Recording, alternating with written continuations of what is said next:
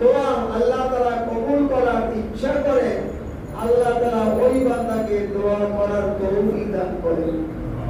এজন্য আকানি আঞ্জুমানে শুনতে আলেন গাজী রহমাতুল্লাহ দরবারে যে মুনাজাত, যে দোয়া, কোনটা বাদ নাই, সব বিষয়ে দোয়া করা হয়।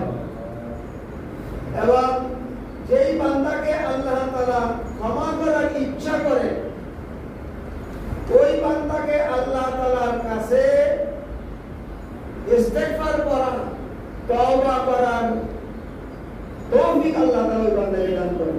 সুবহানাল্লাহ। যেই বান্দাকে আল্লাহ তাআলা ক্ষমা করার ইচ্ছা করেন, ওই বান্দাকে আল্লাহ তাআলা ইস্তেগফার করার অর্থাৎ তওবা করার তৌফিক দান করেন।